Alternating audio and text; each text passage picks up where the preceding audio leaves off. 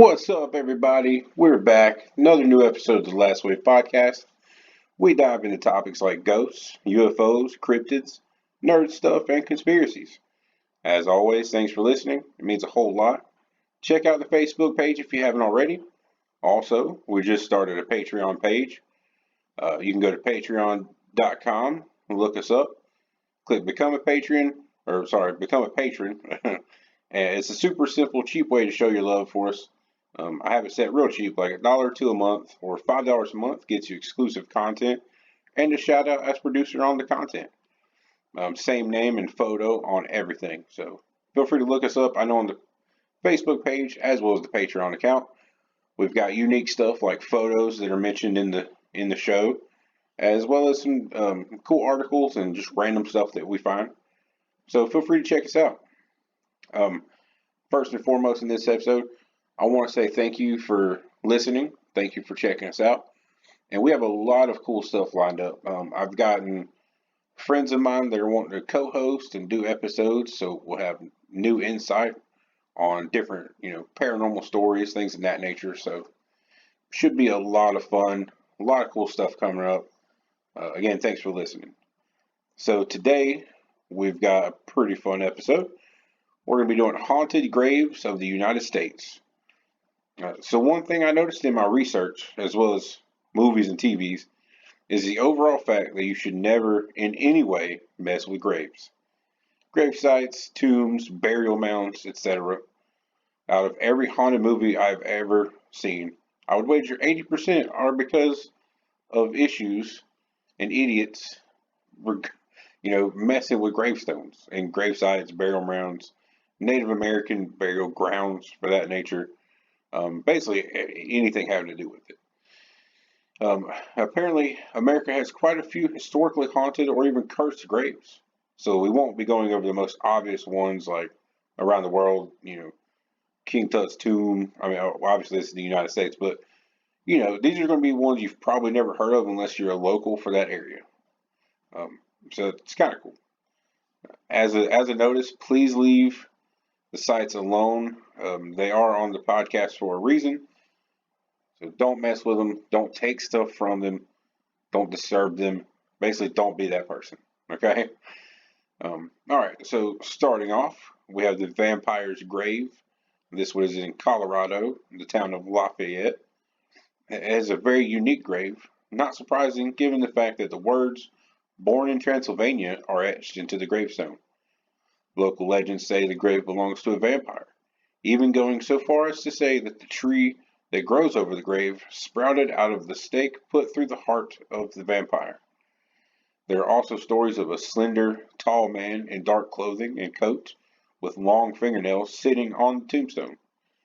A local police chief has even stated that a doll was found on the grave with pins stuck through it. So, probably don't go strolling around there at night. Be a good plan. It'd be a good plan. Our next one is in New York, near the Unadilla River and Route 8. A non-imposing mausoleum stands there with the body of an elderly woman inside. Completely nothing out of the ordinary. She died of natural causes. However, a legend has come around that if you go knocking on the door of the mausoleum, you will start to hear things in return. A slight rustling, and then a knock coming back to you, and even speaking. The voice letting out, "Leave me and go," by some records. Some people's sightings of the mausoleum, some people's knocking and, of course, testing the legend.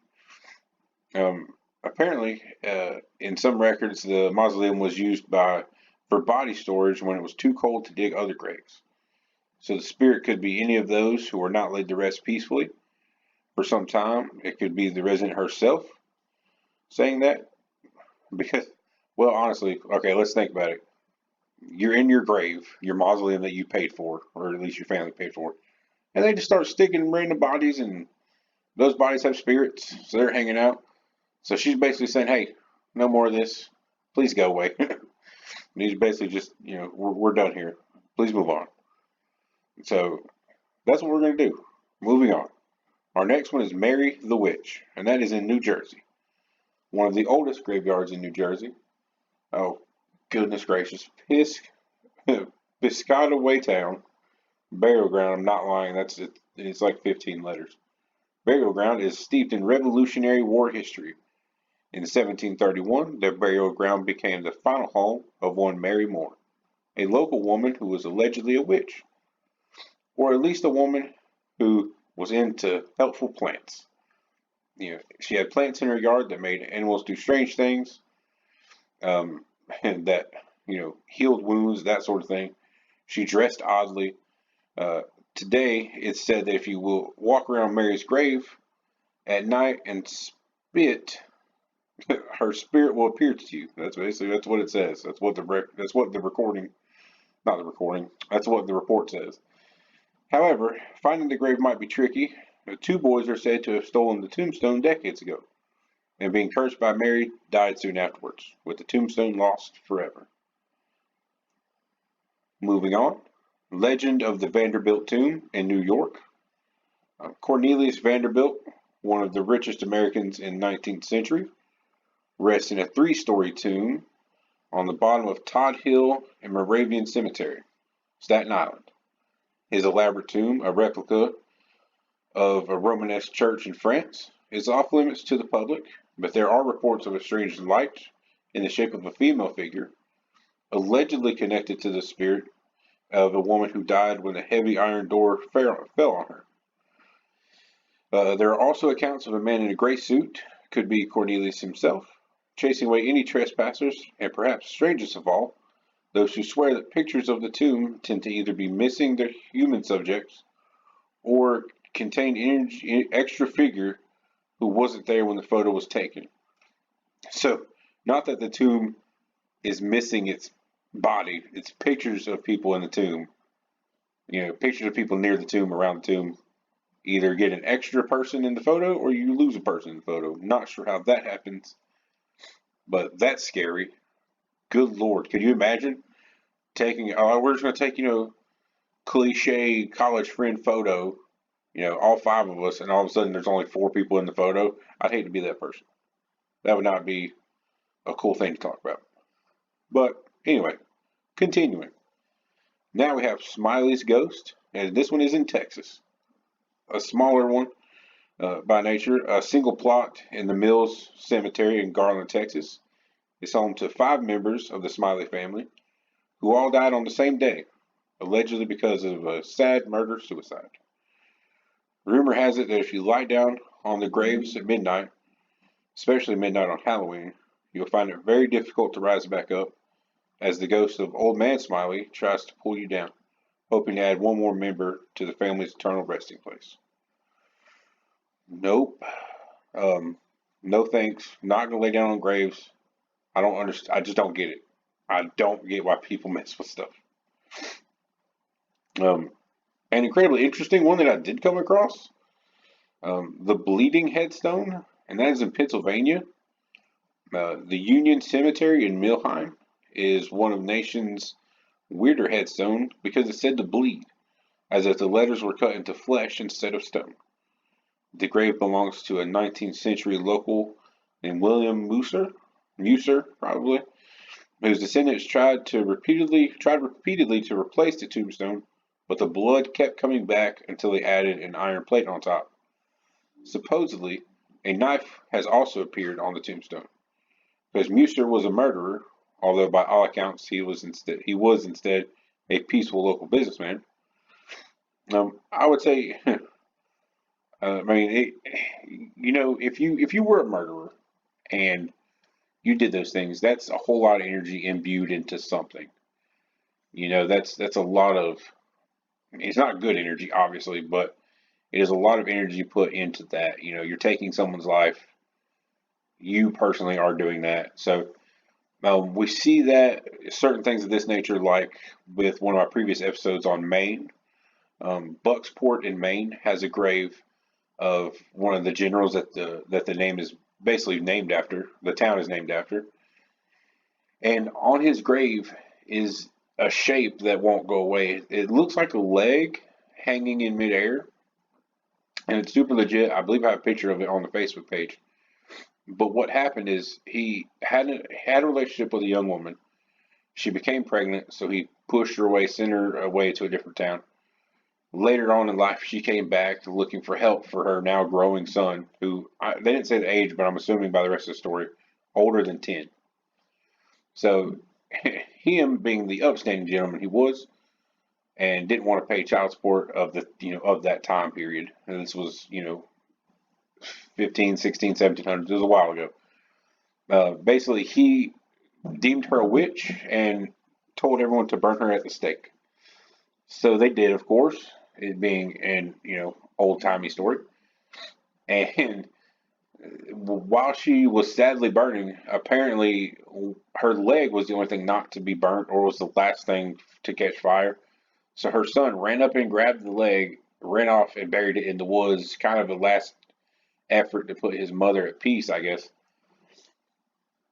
So to this day, on the Buck Sport's grave, you can still see this shape, and it looks like a leg. It's super legit. Does look like a leg. It's really weird. So you kind of see that correspondence and correlation between, not correspondence, I don't think, but correlation between them. And you definitely see that, when someone dies, obviously that's a lot of energy going somewhere.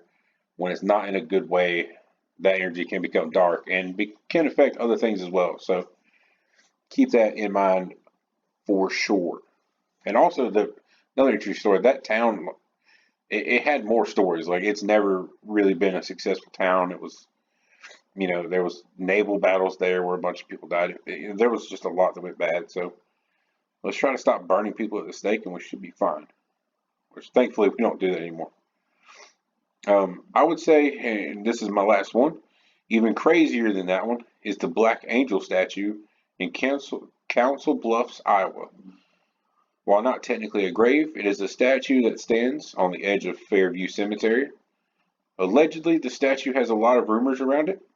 Locals say it comes to life at night, flying around the gravestones. It can shoot fire from its eyes and can make children disappear. Whew. They say the statue turned black due to its evil nature. That one is definitely has to be the top. Like, that is scary. Like, I understand graves are scary, but a black angel flying around a cemetery shooting fire from its eyes. I mean, come on. But that one, yeah, that one's the top one. So, all right. So those are some of the haunted graves that I dug up. Yeah, you get it. Pun intended. Around the country. I'm sure there are a ton more, probably one in most cemeteries, honestly, given the atmosphere, if you will. Lots of scary stuff in cemeteries to begin with. Best to just leave them alone. If you learn anything from this at all, is to let the dead rest peacefully and go about your current living life. No reason to be messing with graves. There's no good reason. Haven't found one. I found everything to contradict that. So keep that in mind. Fun little episode here. Not necessarily a series starter or anything like that, but really cool, really fun little information. As always, thanks for watching. Hopefully we'll have all of our audio issues sorted out soon, and we can get back to getting more people in. I want to do phone interviews, all that cool stuff. So we're probably growing, honestly, faster than I expected. So bear with me. We're learning. We'll get there. But appreciate you listening. Like and subscribe, and we'll catch you next time.